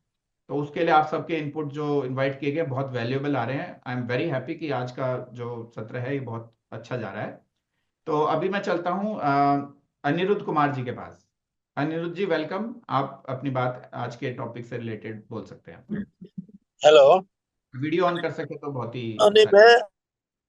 मैं अभी नहीं बोल रहा, बात। ठीक है, तो अब हम चलते हेलो। हैं। अभी। हाँ। हाँ जी, मैंने सुन लिया आपकी बात अनिरुद्ध जी। अभी मैं चलते तैयारी हैं नहीं किया। वेंकटेश पी जी के पास। Venkatesh ji, would you like to add something? Venkatesh ji. Yes, sir. Yeah. Yeah. So please go ahead and contribute your reflections on the topic that is being discussed today, or even you can respond on what others have said today. Okay. Education is one of the key thing which can change whatever the system we are having. So the things in my mind are like we can bring it into free education. Entire education has to be free. So it can't change in overnight. So everything system cannot change in overnight. So if we keep on changing till whatever we had in our mind, so it may take years, it will take time. So bringing entire thing into free, so initial steps like bringing it into central government, taking under central government and developing, making it free completely. Thanks. I got your point. So it's a very valuable point that education should be free, because unless we make the education free, it will be classified into cheap and expensive education. And based on the class of the parents, the education will be provided to the citizens. Instead, students must be considered as national assets in the New World Order. They should not be just a biological products of a particular family. They should be treated as the national asset, because why I'm saying so is the parents are just a production factory. A production factory is not the end user of the product, right? A car is made in an automobile manufacturing setup, but it is utilized on the roads, in the parking lots, right? On the traffic lights. So what the car needs to learn, the driver needs to learn, is not how it is manufactured, but how it is to be driven effectively in a non-harming way on the road. तो ऐसे ही जो citizens हैं, they are products of individual family, biological products, but they are consumed. They are like the end users of these products are the society. तो society के हिसाब से जब तक शेप नहीं किया जाएगा, तब तक वो नेशनल एसेट होने के बजाय नेशनल लायबिलिटी हो जाएंगे। तो वो क्यों नहीं हो पाता? क्योंकि अभी जो व्यवस्था है एजुकेशन की, उसमें गरीब का बच्चा लोअर क्लास एजुकेशन में जाएगा, अमीर का बच्चा जो है हायर क्लास एजुकेशन में जाएगा। तो इससे ये होता है कि जो गरीब का बच्चा है उसको कभी भी वो वैल्यू चेन में अपग्रेड होने का चांस नहीं मिल रहा है, और जो अमीर का बच्चा है वो गोल्डन स्पून के साथ पैदा होके जो है, जो बेसिक स्ट्रगल वाले एथिक्स, जो एथिक्स सीखे जाते हैं स्ट्रगल से, उस पूरी जर्नी को ही बाईपास कर रहा है। तो अगर हम एंशिएंट एजुकेशन सिस्टम देखें वैदिक टाइम का, जब सनातन बहुत अच्छी इंप्लीमेंटेशन स्टेज पे था, तो चाहे राजा का बेटा हो चाहे रंक का बेटा हो, एक ही गुरुकुल में वो जाते थे, और वहां पे एक ही तरह की रिगर के द्वारा उनको पास किया जाता था। गुरु को ये अथॉरिटी थी कि वो उन सबको एक जैसा ट्रीटमेंट दे, ना कि किसी को स्टेप मदरली ट्रीटमेंट और किसी को जो है प्रिविलेज्ड ट्रीटमेंट दे। वो बाद में जाके अगर करप्ट हो गई सिचुएशन, अगर आप महाभारत के टाइम पे देखें, तो महाभारत के टाइम पे गुरुकुल व्यवस्था की वो क्वालिटी नहीं रही थी। इसी वजह से एकलव्य को अलग तरीके से ट्रीट किया गया, कर्ण को अलग तरीके से ट्रीट किया गया, और पांडवों और कौरवों को अलग तरीके से ट्रीट किया गया। तब तक वो उसका विघटन हो चुका था। तो हमें इस बात को ध्यान भी रखना चाहिए कि वो 4 युगों में से तीसरे युग का अंत समय था, मतलब 75% of the wisdom was already lost in transition. तो उसको हम बेंचमार्क नहीं बना सकते कि गुरु द्रोणाचार्य के आश्रम में क्या होता था, वो बेंचमार्क नहीं है। बेंचमार्क वो है जो सतयुग के टाइम पे होता था। ठीक है, तो वहां तक हमें भारत का पुनर्निर्माण करना पड़ेगा, रिकवरी करनी पड़ेगी, केवल महाभारत टाइम से नहीं। महाभारत टाइम से तो कनेक्टिंग द डॉट्स कर सकते हैं, but we have to take back the entire world towards the स्वर्ण युग, गोल्डन एज, सतयुग। तो ऐसे में एजुकेशन का फ्री होना बहुत इंपॉर्टेंट है, so that it gives a level playing field to everyone. National assets को डेवलप करना नेशन की रिस्पॉन्सिबिलिटी होनी चाहिए, पेरेंट्स की नहीं। पेरेंट्स की रिस्पॉन्सिबिलिटी उनको पैदा करने से ज्यादा कुछ नहीं है। अगर आप एंशिएंट टेक्स्ट को भी देखें, जहां पे स्क्रिप्चर्स में डॉक्यूमेंटेड है कि even the sexual intercourse between the parents is meant for only producing the national assets. ठीक है, वो कोई एक इंजॉयमेंट की चीज नहीं है। इंजॉयमेंट इसलिए उसमें डाली गई है डिजाइन के द्वारा, इटरनल डिजाइन के द्वारा, so that people get attracted towards each other.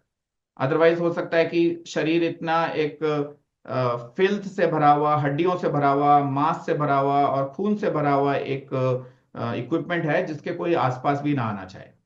तो वो उसको हेलुसिनेट करने के लिए उसमें वो चीज प्रेम और बाकी चीजें डाली गई हैं, सिर्फ टू डू द रिप्रोडक्शन। तो उस रिप्रोडक्शन हो जाने के बाद जब वो उपनयन संस्कार और दूसरे संस्कार होते थे, तो एक लेवल प्लेइंग फील्ड क्रिएट कर दी जाती थी कि राजा का बेटा हो चरम का बेटा हो, एक ही गुरुकुल में जाएगा और एक जैसी समान शिक्षा प्राप्त करेगा, और अपनी अपनी मेहनत, अपनी अपनी प्रतिभा के अनुसार उसको रोल मिलेगा। इवन जो नेपोटिज्म है, या ये कह सकते हैं अपने ही वंश के लोग राजा बनते थे, जो है पावर ट्रांसफर होती थी, वो भी कलयुग या त्रेता युग के और द्वापर युग के टाइम की बातें हैं। उससे पहले the hiring of the leaders was done by the mentors. ये मेंटर्स की रिस्पॉन्सिबिलिटी थी कि they will testify, they will verify and test the candidates कि who is the right person to be on the reins of that state. तो उस चीज को भी कहीं ना कहीं हमें वापस व्यवस्था में लाना पड़ेगा, तो वो भी बहुत इंपॉर्टेंट है। So thanks Venkatesh ji for adding this valuable point. Now let's move on to mister S K Bhowmik ji. Bhowmik ji, over to you. मैं तो सुनूंगा, आपने बहुत अच्छा बोला है तो मैं सुनूंगा आज। अच्छा, ठीक है। जो आज लोग पहली बार आए हैं वो धीरे धीरे कॉन्टेक्स्ट को जब समझेंगे तो they will be able to contribute more. So let's move on to our doctor professor Nilesh Narayan Prasad ji. Honorable Chairman of this meeting and all respected members, really it is a great platform where we make discussions on the specific agenda. Today's agenda, that is the ideal education system. So at first, I will say something on the same agenda. Ideal education system, what's the objective of it? As per my opinion, ideal education system starts from the childhood, from the beginnings. That creates internal strength, and that is the flexibility among students in the early age, and they become aware about the around where they have to exist, how they will be able to exist in the surroundings area. So from the ideal education system, we have to make such objectives. That is, in brief, you can say it. On the other hand, what was the main part of these discussions in this meeting? That is the Sanatan Dharma. So I have the questions regarding to it also. Actually, in the public domain, there is a mindset. Whenever you use the term Sanatan Dharma, they understand that is the general perceptions of the in the public domain that is associated with the Hindu Dharma. Sanatan is completely is associated with the Hindu Dharma. But as a political party, whenever you have to state the objectives, I expect we have to focus upon the ideology. Ideology like that, education is the power, and it has the capacity to bring the revolutions in the society. So base of this, that is the political party, objective of this political party should be education. Ideal education, that is the agenda of this meeting also. On the basis of it, we have to bring the revolutions in the public domain. We have to create ideal education systems in terms of, that is, we have to find the flexibility. We have to find how to make the aware to the children about the surroundings, how they will be able to adapt in, coexist in. And on the basis of it, we have to convey the message in the public domain to bring revolutions in the society, and that should be the objective of it. So the people from the other sections of the society, that is the non-Hindu also, they will be the part of this agenda, of this mission, of this objective. Sanatan Dharma, I know that is the Sanatan Dharma is the base for that. But Sanatan Dharma, there is a public perception that is completely associated with Hindu. I also prefer for that. I have the long appreciation for such type of the objective. But we have to take the perceptions of the people in that is the part of the political party, how we have to bring the revolutions in it, how we have to change the education system, how we have to change the perceptions, how we have to make the education system ideal, to make the society ideal, to make the country ideal, to make that is the regime ideal. That is. So that is a part of the discussion. It will be continued in the future also, and I will be also part of it. So once again, I am thankful to the all members who have given the valuable, that is the view, opinion. So I have the respect for them. I have the deep appreciation for them also. Thank you. Thanks for the valuable inputs, Professor Nilesh ji. And related to your point, see, as leaders, because it's a political narrative creation movement, as leaders, we cannot just go by the data and perceptions. If we go by the data and perception, it means we will only give society what is their perception rather than giving them what is actually needed. So the perception should not guide the decision. Perception should have only certain inputs to the decision-making process. And this is where the difference between intellect and wisdom comes. बौद्धिक स्तर पे अगर आप देखेंगे, logical rational level पे अगर आप देखेंगे, तो जो आप बात बोल रहे हो परफेक्टली बिल्कुल एकदम फाइन है कि हम टर्मिनोलॉजीज, वर्ड्स ये सब ऐसे यूज करें कि सबको लगे कि इसमें हमारे लिए कुछ है.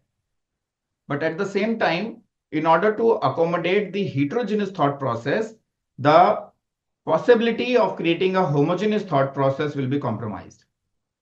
Which means कि सनातन की अगर परसेप्शन कुछ ना उनको जानते हैं, ना समझते हैं, और उसके बारे में उसको डेंगू मलेरिया कर देते हैं, तो उन लोगों की परसेप्शन उन लोगों के बोले हुई बातों से क्रिएट की गई परसेप्शन इतनी वैल्यूएबल नहीं है कि वो सनातन के मूल तत्व को कॉम्प्रोमाइज करने के लिए हमें प्रेरित करे।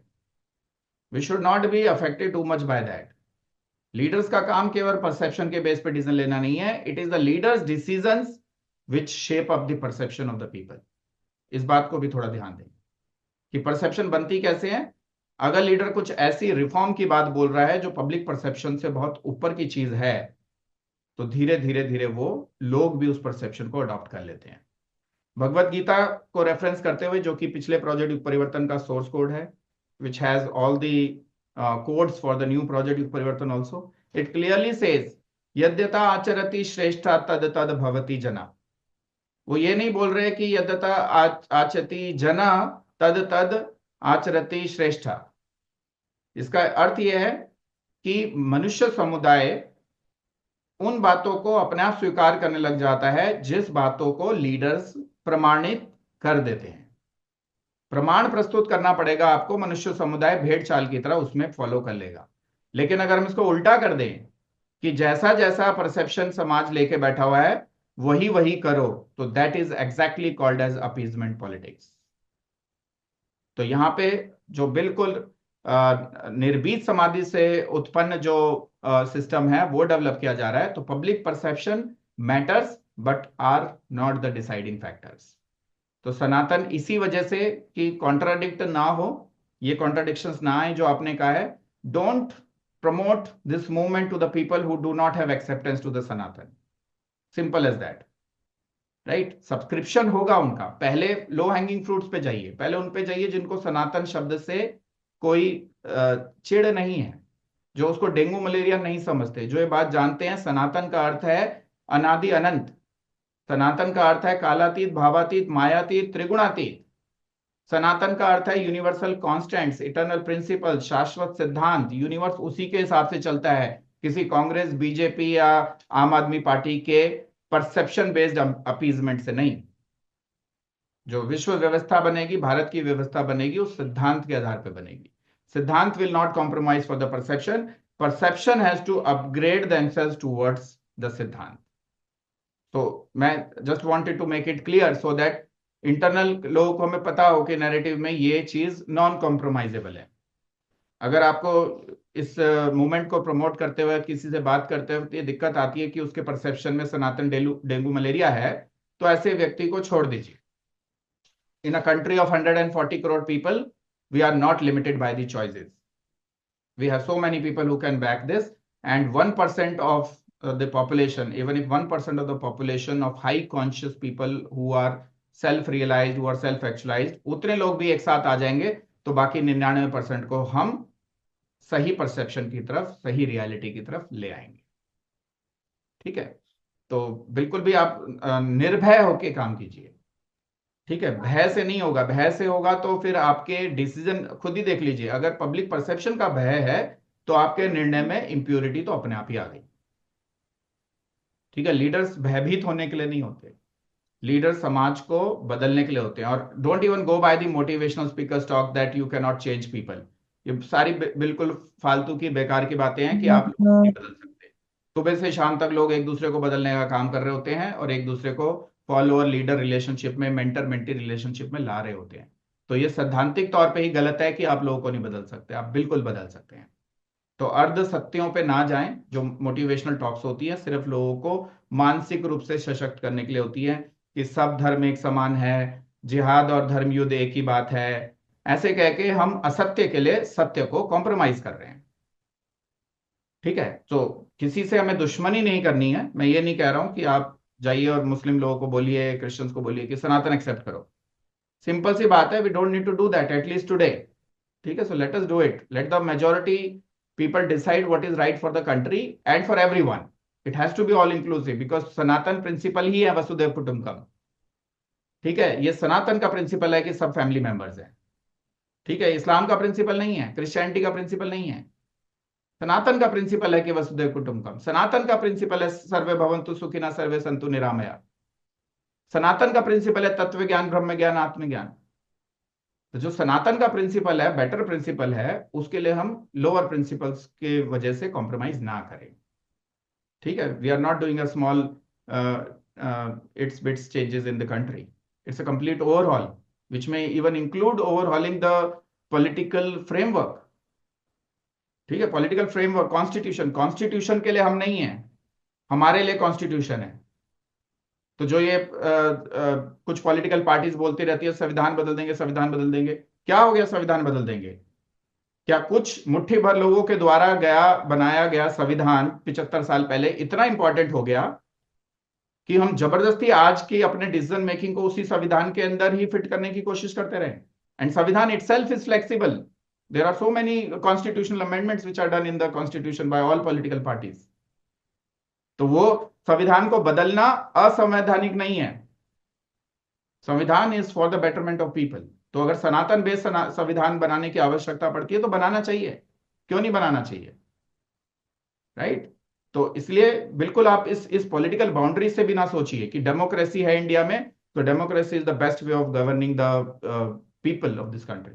कि इतनी ही 75 साल के अंदर एक इतनी मुश्किल से आजाद हुआ देश आपस में इतना बट गया, थॉट्स लेवल पे क्यों बट गया? उस कॉमन कॉज से हम बाहर आए और उसके 75 साल के अंदर ही जो है खंड खंड में फ्रेगमेंटेड सोसाइटी बन गई। तो कहीं तो कुछ ना कुछ भूल की है, और भूल वहीं पे हुई है जब संविधान बना है। वैदिक सिस्टम को तो बिगड़ने में 3 युग लग गए, पर इस संविधान को फेल होने में 75 साल नहीं लगे। ठीक है, एंड दिस टुडे संविधान constitutions are also guided by and influenced by the constitutions build in some other country. So the Constitution of America has an impact on the Constitution and implementation in India. British का अभी तक traces इसमें चल रहे हैं, IPC अभी हटा है। Indian penal code was made by the British, education system was made by the British. तो सारा कुछ सोचते हुए हमें सॉल्यूशन पे पहुंचना है, हमें किसी को भी अपीज नहीं करना है, ना तो हमें हिंदूज को अपीज करना है, ना क्रिश्चियंस को, ना इस्लाम को, ना इवन संविधान को, नॉट इवन लेफ्टिस्ट, किसी को नहीं, हमें राइट सॉल्यूशन चाहिए। इसीलिए नैरेटिव बिल्डिंग हो रही है। We are not a B team of BJP और सी टीम ऑफ बीजेपी। ठीक है, बीजेपी सब ये असली सनातन के सामने बहुत बौने हो जाते हैं। कितने भी वो डिबेट, अभी तो बहुत छोटे लेवल पे डिबेट चल रही है उनकी, बड़े बड़े जो बीजेपी के स्पोक्स पर्सन है वो डिबेट किससे कर रहे हैं? उनके लेवल पे आके नीचे आके डिबेट करनी पड़ती है। सनातन की डिबेट के लिए तो अभी कोई काबिल ही नहीं है। व्हाट इज एक्चुअल सनातन कहाँ डिबेट हो रहा है? ना शंकराचार्य डिबेट कर रहे हैं, ना बीजेपी के स्पोक्स पर्सन डिबेट कर रहे हैं, ना जो है हमारे धर्मगुरु डिबेट कर रहे हैं, ये तो कुछ और ही डिबेट कर रहे हैं। ये मस्जिदें खुदवाने में लगे हुए हैं जिसका कोई लॉजिकल सेंस नहीं है, कोई मीनिंग नहीं है, कोई वैल्यू एडिशन नहीं है। मंदिर बनाने नए बना लो, दिक्कत क्या है? मत बनाओ। सनातन तो वैसे भी मंदिर से बहुत ऊपर की चीज है, वो तो मन के अंदर जाने की व्यवस्था है। ठीक है, sorry, in this forum we will have some hard facts जो कि बार बार मॉडरेटर को यूज करने पड़ेंगे, so that we remain in a shape of actual Sanatan principles, not on the basis of public perception. India में पब्लिक परसेप्शन हर जगह अलग अलग है। अगर तमिलनाडु में और केरला में सनातन डेंगू मलेरिया है तो महाकुंभ हो रहा है यहाँ पे नॉर्थ में, तो किस परसेप्शन की हम बात कर रहे हैं? या नॉर्थ ईस्ट की बात करेंगे जो अभी तक इंडिया में असिमिलेट ही नहीं हो पाए हैं? किस इस्लामिक पब्लिक परसेप्शन की बात करेंगे कि 25 करोड़ जो मुस्लिम्स हैं उनका पब्लिक परसेप्शन क्या है? या क्रिश्चियंस का जो है कोवर्ट ऑपरेशन क्या है? किस परसेप्शन की हम बात कर रहे हैं? There is no perception, there is no unified perception in the country. So we are perception builders, we are not perception appeasers. This is the identity of this movement. We'll take it we'll make a notes of it, and we will include that in the guiding principles of various debates and discussion that will happen in this forum in future. तो अभी मैं चलता हूँ, in the interest of time we'll wind up soon. So 2 people have messaged me on text that they will not be able to speak. Anyone else who is left who has not contributed and wants to contribute, please raise your hand. Okay. Can I speak? Yogesh ji, Bhowmik जी, अब आप अगर बोलना चाहते हैं, अनिरुद्ध जी। मैं एक बात कहना चाहूंगा चंदेल साहब। हाँ जी, ये जितने भी ये सनातन और हिंदू की बात करते हैं, इनको इसके डेफिनेशन तक तो मालूम नहीं है, फिर बात क्या करेंगे? कोई भी अगर पूछा जाए, चाहे शंकराचार्य जी हो, और शंकराचार्य चलो एक बात, वो उसी में एक में ग्रंथों में लगे रहते हैं, मानता हूँ एक बात को, लेकिन जितने भी ये डिबेटर्स हैं, किसने हिंदू का पूरा डेफिनेशन पढ़ा है और किसने सनातन का पूरा डेफिनेशन पढ़ा है? मैं समझता हूँ शायद नहीं। सिवाय इनके तिल का ताड़ बना के उद्यम मचाने के अलावा कोई भी पार्टी हो, इसके अलावा दूसरा तो कोई काम है नहीं इनके पास। हाउ टू रूल, रूल करना भी इन पे नहीं आता, बात तो ये है। तो ये हिंदू और सनातन ये सब कहना ही छोड़ देंगे। ये आप भी समझते हैं, मैं भी समझता हूँ, और जनरल शायद जहां तक मैं समझता हूँ ये सभी लोग समझते हैं। लेकिन क्योंकि आज जो भी है राजनीतिक क्षेत्र है बना लिया है, बात अलग है। लेकिन वास्तविकता देखा जाए तो they are totally failure in Hindutva and Sanatan also, in my personal opinion. Maybe I am wrong somewhere, but it is fact. It's fine, perfectly fine to contribute. I'll just say a few words on this. First of all, there is a limitation in narrative creation, especially related to the ideologies, कि जो लोग उसके लिए authorised नहीं है वो भी narrative create कर देते हैं, पहली चीज। दूसरी बात ये आती है कि ऑथराइजेशन क्या होता है इसमें। ऑथराइजेशन तो कुछ होता नहीं, इसमें तो जनरली स्वयंभू होते हैं। जो आइडियोलॉजी क्रिएशन होता है वो स्वयंभू लोग, ओरिजिनल ऑब्जर्वर्स करते हैं। इसमें हमें किसी से परमिशन लेने की जरूरत नहीं है कि क्या मैं जो बात बोलने जा रहा हूं ये आपके शास्त्र से मैच खाती है कि नहीं खाती है। I have my own definition of Sanatan, BJP men have their own, and dengue malaria बोलने वालों की अपनी डेफिनेशन होगी। ठीक है, तो जो बेस्ट होगी, जो अच्छी होगी, वो शास्त्र के ही तरीके से ऊपर आ जाएगी। शास्त्रार्थ तो हो ही रहा है ना देश में, चाहे अनचाहे में हो रहा है, तो वो मंथन की प्रक्रिया में अपने ऊपर आ जाएगी। सपोज मेरा नैरेटिव सबसे बेस्ट हुआ तो वो ऊपर आ जाएगा, वो देश को चला लेगा। अगर मोदी जी का हुआ तो वो चला लेगा, योगी जी का वो चला लेगा, और अगर स्टालिन का हुआ तो वो चला लेगा। ठीक है, तो सबको अपना अपना पुरुषार्थ करना है। स्टालिन को सिर्फ एक माइक से डेंगू मलेरिया बोल देने से काम नहीं चलता, प्रूव करके दिखाओ ना। ठीक है, डेंगू और मलेरिया के टेस्ट उपलब्ध हैं। अगर कोई सनातनी व्यक्ति उनके उसमें आता है तो उसका आप डेंगू मलेरिया टेस्ट करा लो कि उसको डेंगू मलेरिया हो रखा है कि नहीं हो रखा। ठीक है, फिर आता है योगी और मोदी की बात, तो वो पॉलिटिशियंस हैं। Politicians can not create narratives, only original thinkers can. But ये काम लीडर का है ही नहीं, ये काम मेंटोर का है, ये काम गुरुओं का है कि वो राइट सनातन की डेफिनेशन पब्लिक के सामने लेके आए। It is not the ineffectiveness of the worker class or the business class or the political class. It is the defect and lack of accountability of the mentor class. Mentors अगर गलत हैं, अगर आप you are stooping low due to your competitors being on a lower side, आप उनको तो अपने level पे उठा नहीं पा रहे हो, पर कम से कम उनके लेवल पे आप मत गिरो। अगर आपको लगता भी है कि सनातन का नैरेटिव इस्लाम से, क्रिश्चियनिटी से सबसे बेटर है, तो भी उनको ऊपर उठाने की प्रक्रिया में काम करो, खुद उनके लेवल पे नीचे गिर के बेकार की डिबेट्स में ना पड़ो। तो अभी जो डिबेट्स की क्वालिटी है, टीवी पे भी देखता हूँ, सब देखता हूँ, वो डिफेंसिव ज्यादा है, उसमें कोई इंस्पायरिंग चीज नहीं है, उसमें अपने अपने वोट बैंक को टिकाए रखने की प्रक्रिया ज्यादा है। ठीक है, उसमें कोई सनातन की रियल डेफिनेशन सामने लाने वाली बात है नहीं। तो इसीलिए तो हम ये शुरू कर रहे हैं, वरना अगर बीजेपी सनातन की सही रिप्रेजेंटेटिव होती तो हमें ये सब करने की जरूरत ही नहीं होती।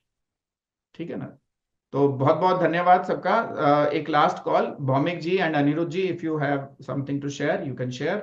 मैं ये कहना चाहता हूँ, जो मैं देखा हूँ कि स्वाधीनता के बाद ना ये सनातन को एक टर्न करना, अंडरमाइन करना, एक कल्चर हो गया था ऊपर से।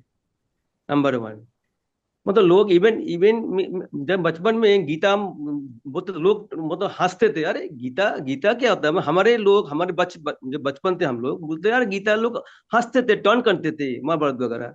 Number one.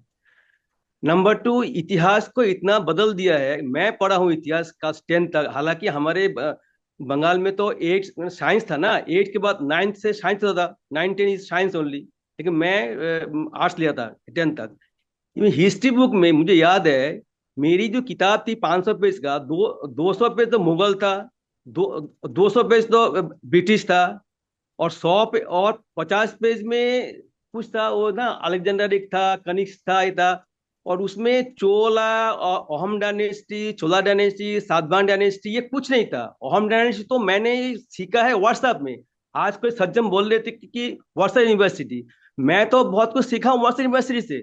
अहम डायनेस्टी जो कि नॉर्थ ईस्ट में शासन किया था 700 साल, एक लाइन भी मैंने पढ़ा नहीं है हिस्ट्री बुक 10 तक, एक लाइन भी, नॉट सिंगल।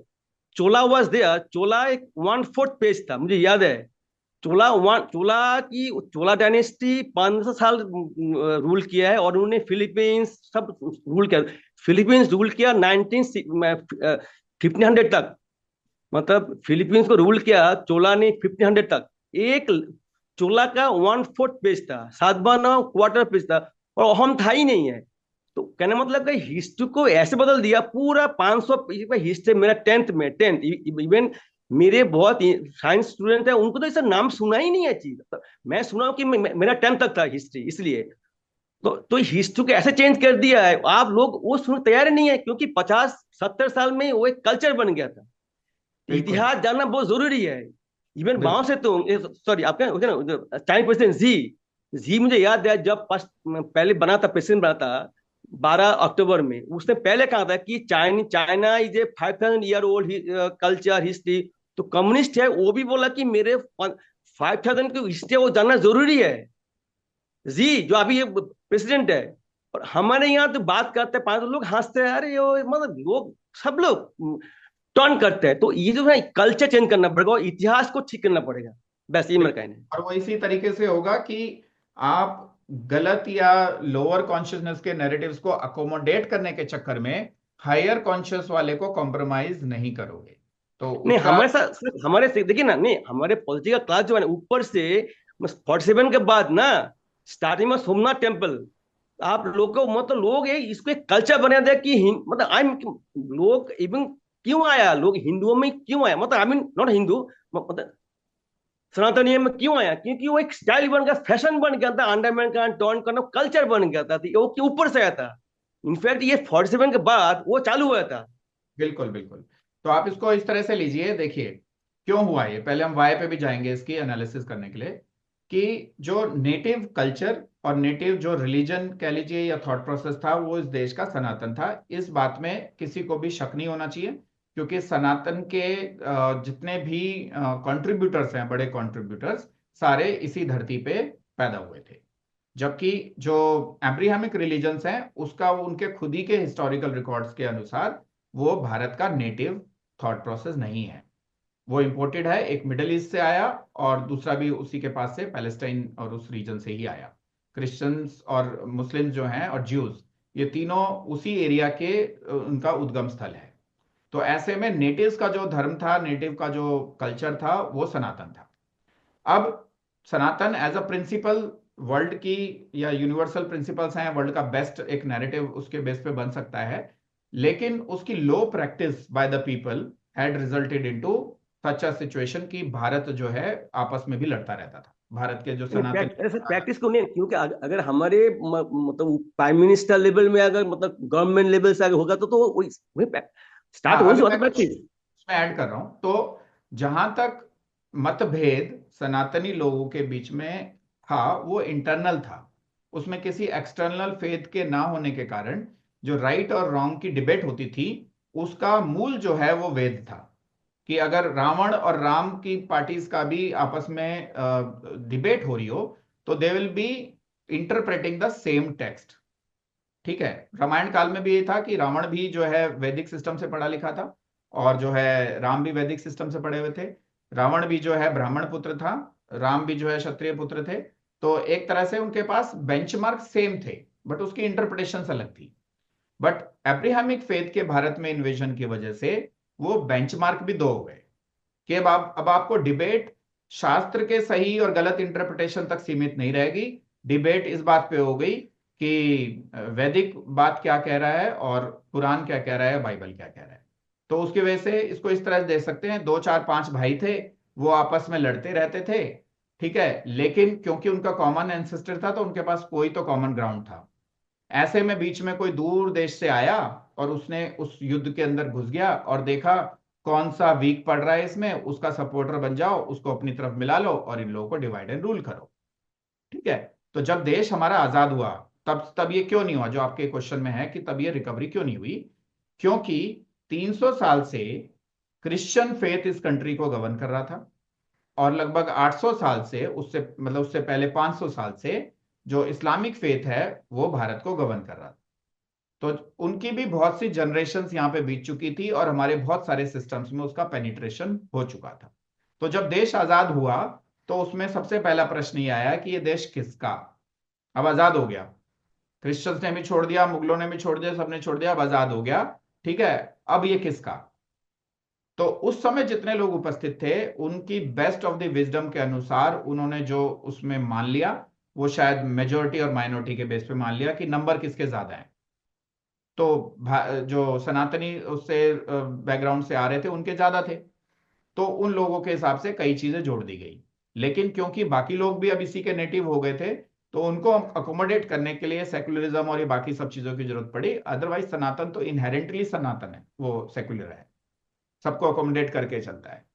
ये सारी चीजें अंडू करनी पड़ेंगी जो पिछले 800 साल में यहाँ पे हुई हैं। पर उसको भौतिक जगत में ज्यादा करने की जरूरत नहीं है कि सारे मस्जिदों को तोड़ के उसमें मंदिर बनाने की जरूरत नहीं है, वो सिर्फ भौतिक है।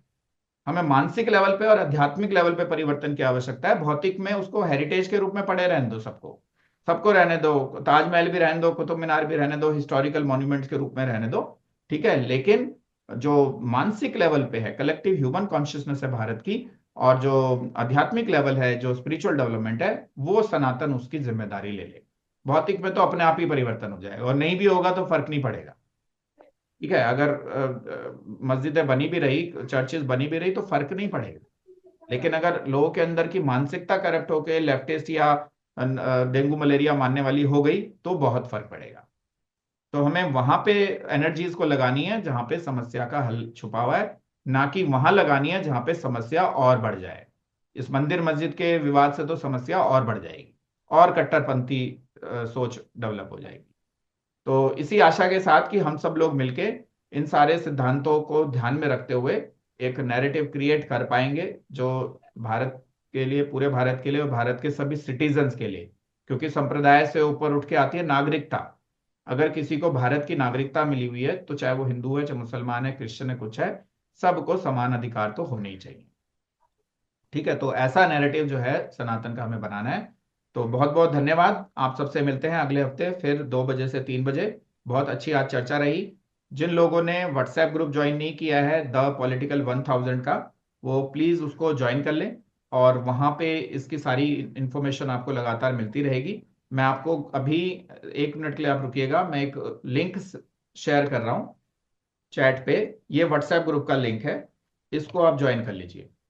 इसको आप ज्वाइन कर लेंगे तो आपको इसके एमओएम भी मिल जाएंगे आज की मीटिंग के, और ये सारे जितनी पीछे मीटिंग्स हुई हैं सबके एमओएम्स को मिला के उस नैरेटिव की फाउंडेशन बन जाएगी। आप ये समझ लीजिए कि ये ग्रुप जो है संविधान सभा है, ये संविधान क्रिएट करेगी। 75 साल पहले जो क्रिएट किया गया है उसमें बहुत इफेक्टिवनेस नहीं बची है, तो एक नया संविधान तो बनेगा, ठीक है। बहुत बहुत धन्यवाद। सभी से आशा है कि आप अपना सहयोग देते रहेंगे और अगले हफ्ते भी उपस्थित होंगे। नमस्कार जी।